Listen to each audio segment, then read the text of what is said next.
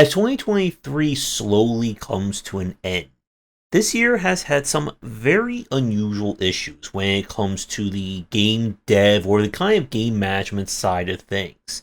And for today's critical thought, I want to talk about what Embracer Group, Unity, and even Marvel all share in common when it comes to some major mistakes, and that is the myth behind infinite growth.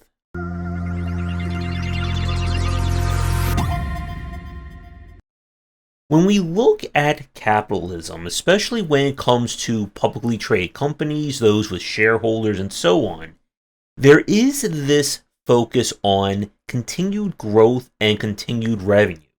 If something made 100,000 year one, it should make 500,000 year two, then a million, then 2 million, 5 million, 10 million, and so on.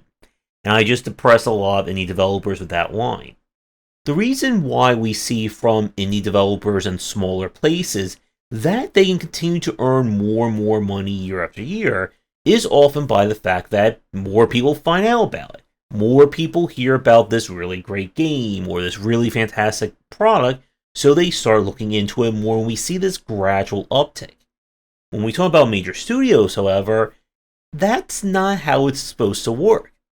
Everyone knows what Assassin's Creed is. They know what a Marvel show is. They know what Unity and Naughty Dog and Nintendo and so on.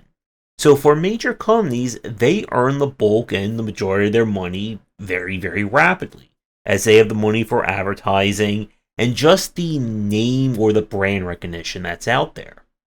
But when we look at this idea of infinite growth, it is this myth that there is this magical product, this beautiful TV show, video game, software tool, whatever, that has no upper limit to its reach.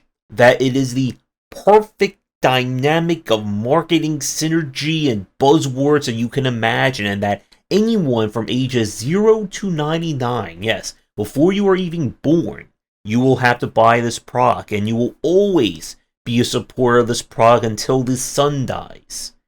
And that's not how it works. There is no product, no matter how good it is, no matter how much people like it, no matter how it's the perfect holiday gift, whatever, that can't sustain itself. And it's a tough lesson that upper management, major studios, publishers, shareholders continue to not understand. And this is especially true when it comes to the video game market. That there is no such thing as the perfect video game. No matter how much game journalism or various critics will like to say that their game is the best one of all time, every game out there will always have someone who doesn't like it. Because that's how video games work. There's a specific market for any product. And if you think that if you just keep putting more and more into it, it's going to make it better. We've talked about this before, the idea that if my game has 50 levels and I add 100 more levels to it, well, that's double. So I should get double the review score and double the profit. And I caused a few developers to start crying once again. Now, for our three major examples of this video, they've each have fallen into various traps and the issues of the infinite growth. So the first thing is that, as I said, there is no such thing as a product that has infinite growth, that has an infinite consumer base. When you hit that upper limit, when you have hit every market that's going to play this or watch it or consume it, there's only two other ways to earn money with that same product. The first is you go for the scattershot approach. Well, it's no longer a video game. Now we have a TV show, we have a comic book, we have t-shirts, we have food. We're going to license this to mobile games and to pop music groups, and we're going to hit you with every single thing. And what this is trying to do, it's trying to attract more and more people to it. If this brand is for, I don't know, 18 to 34 extreme skateboarding fans, now let's try to get 30 to 60 suburban mothers in order to watch it or to consume it. And what ends up happening in this case is that when you dilute a brand too far, one, you hurt the quality of the brand to begin with. That the people who were already fans are noticing that things are getting worse, or they're not improving or doing anything else with it. The other thing is that when you start throwing so much out there, people tend to get tired of it, or they start to become exhausted trying to follow it all. And yes, that's going to be a point we're going to talk about with Marvel in the next few minutes. The other thing that you can do when you're hitting that upper limit is you try to get more money from the people who are already invested in it. Raise your hand if you've ever used a software or any product that after a few years of use, they decide to remove features. They may put into a new, subscription tier or super tier or plus tier, and they are trying to get more money out of you. And this has been something that not only Unity fell into, but we could also see this with the whole fallout of Hasbro and trying to make like the D&D license or change that after years and years of it being kind of open source. And the worst thing that you can do, and this is what Unity learned the hard way when they speedran the destruction of goodwill and 10 years of goodwill in 2 hours, give or take, was say, hey, this thing you really like that we made the cornerstone of our brand and our product, we're going to change it now. But you'll still give us money, right? And what Unity learned the hard way, or I should say the not so hard way, is that when it comes to video gamers and people in this industry, we are very petty, and if you annoy us, we're not going to stick around. We will move heaven and earth to stab you in the back and never use your product ever again. As we saw the huge investment into GameMaker that occurred, I think, within 24 hours of Unity's major issue. So why do these companies make these mistakes over and over again? Well, again, it's a very simple reason. They want more money. But again, the myth of infinite growth is that any product, no matter how good it is, no matter how fantastic it is, that it will keep earning continual and constant revenue growth. If something makes $5 million, $10 million a year, year one, and then year two, it makes another $10 million. For a few of us out there, we will consider that to be a huge success. For shareholders and people who want more money, they look at that as an absolute failure. And you can start to see where this problem with infinite growth comes from. Because when we're dealing with anything that is kind of pop culture, that is entertainment, that's even art, there is not going to be an infinite pool of people. There's not going to be a consistently growing pool of people. And with that said, I want to kind of focus down onto each one of these 3 points. So let's start with Marvel, as that is more pop culture, less video gamey to the most part. The problem that Marvel has ran into is that, well, they had the end of their content. The whole Marvel's Avengers Endgame Infinity War, I mean, it has Endgame in the title, was a monumental, 10 to 15 year experiment to get to that point. And whether you love or hate Marvel shows, comics, video games, and everything else they're trying to throw at you, it was still a monumental deal, and it's something that will probably not be eclipsed for years or maybe even decades to come. The problem, of course, is that what do you do after that? And what they've been trying to do is, well, quite metaphorically, throw everything against the wall and see if something else will stick.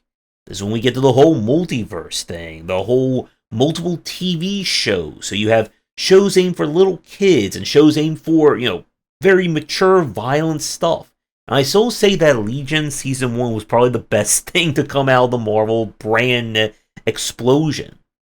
But what ended up happening is that Marvel tried to tie everything together. It wasn't just a cinematic universe, it was a television universe, a comic book universe, a video game universe. And we saw this as quite the opposite of the original intent. What made, again, it feels like it's like 80 years ago now, but it's been only about 20 or so. What made the original thing work was that you didn't have to care about one thing from the comic books. If you just watch one movie a year, maybe 2 movies a year, that was all you needed to know to keep up with what was going on. Now we fast forward to today, and if you want to catch what's happening, you need to watch all the different TV shows, all the spin-off shows, all the movies, all the stuff that's exclusive to Disney Plus, which I don't own, which meant that I kind of completely fell out of everything going on with Marvel. And if I completely fall out everything going on with Marvel, why would I care about watching the movies? And if I don't care about watching the movies anymore, why would I care about the TV shows? And again, this is the double-edged sword of this kind of shared property, shared universe kind of thing. If someone cares about everything, then they're going to watch everything, consume everything, and give you money. If they get tired of it or they don't care about it anymore, all that content is just noise. And what Marvel did over the 2010s specifically was try to, again, tie everything together. We saw this with the animated shows. They got rid of Spectacular Spider-Man and Earth's Mightiest Heroes for like their own kind of like in-house Marvel equivalents. But when they did that, they made all the kind of characters look like their movie counterparts. They tied all the shows to what's going on in the movies. It just felt like, again, everything is trying to hit you all at once, and people stopped caring about it. And they've, again, have been trying to chase this high of Infinite Growth following the end of Infinity War and all that, and it doesn't quite work like that. And they announced earlier this year they're going to try and simplify or streamline things down to make things that are not as connected as they were. And maybe that will work for them. But anyone who is hoping for an Endgame Part 2 or Infinity War 7, that is most likely not going to happen. Now, to move to, I guess, entry number 2 with Unity. Unity, in what is kind of a surprising but not so surprising way, completely overestimated their importance when it comes to the game industry. And again, we can certainly lay the blame of that at John Riccitiello, I think that was his name, who was also head of EA for a time during probably one of their worst periods in terms of consumer approval. And Unity felt that, or the shareholders, that you can get more people or get more money from a software product.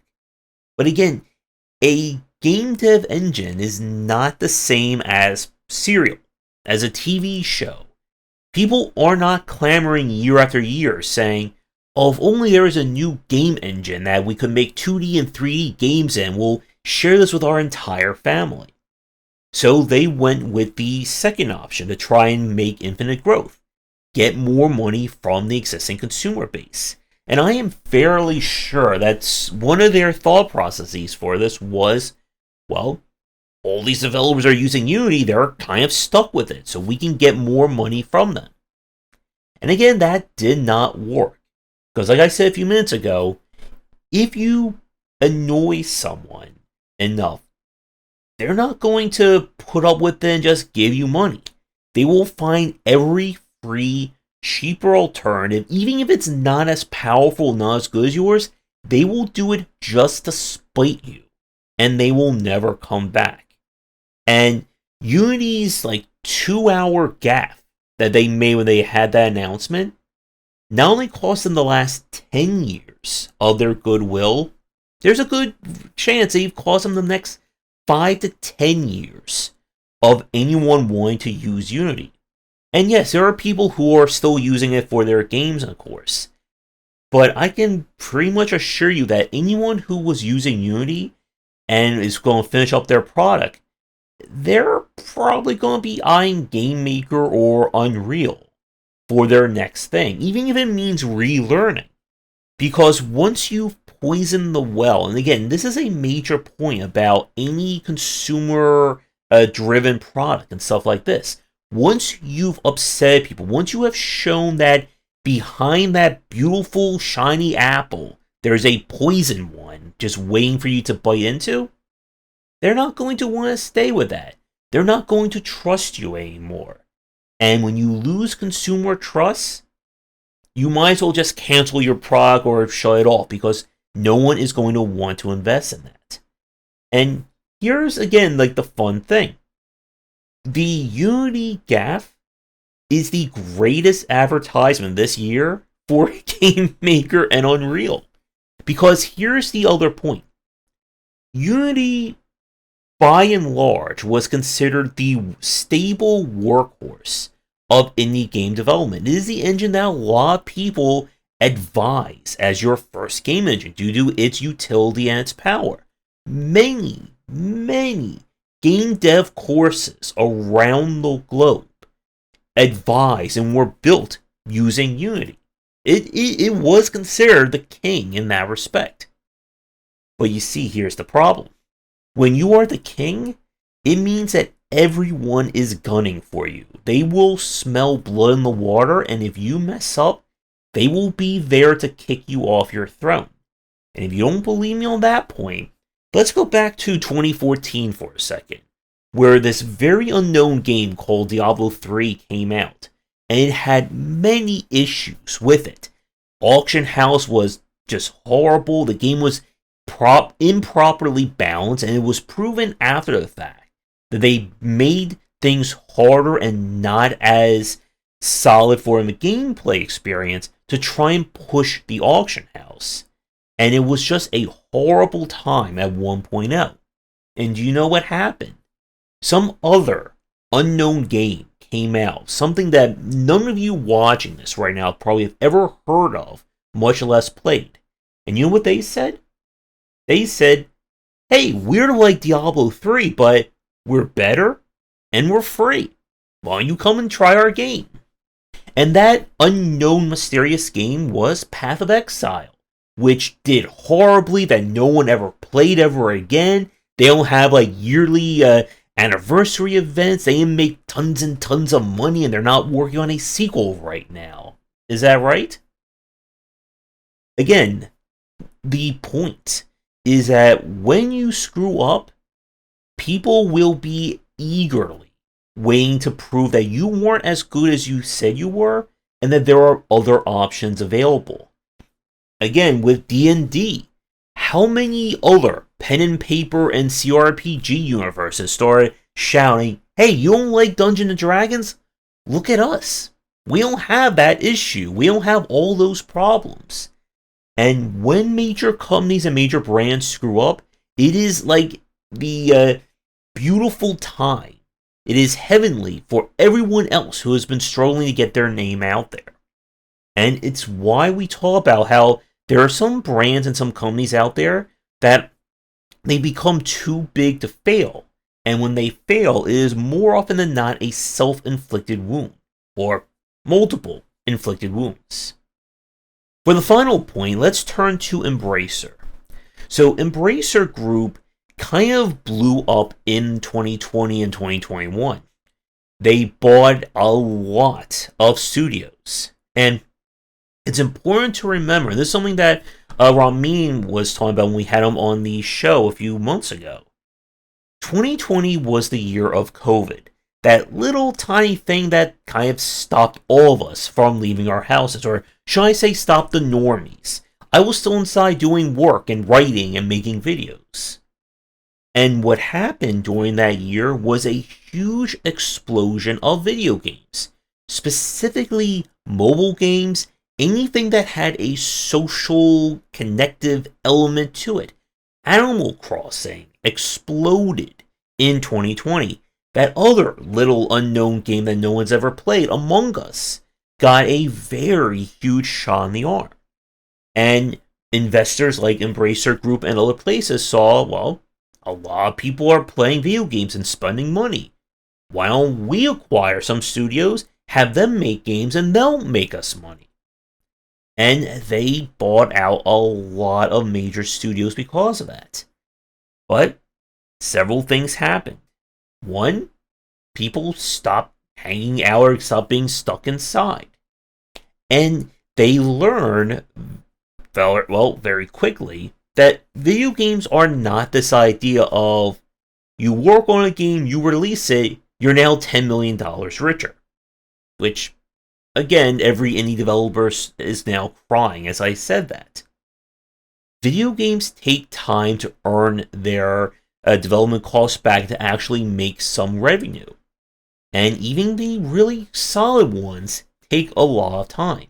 So if you just invested millions or billions of dollars in a very short run, if you're expecting to get that investment back and then some within a year or two or even 3 years, it's not going to happen. Many of the games that we look at that are the million or billion dollar sellers, they take minimum 3 to 5 years. And this is again from the AAA side. We are not talking about indie in this respect.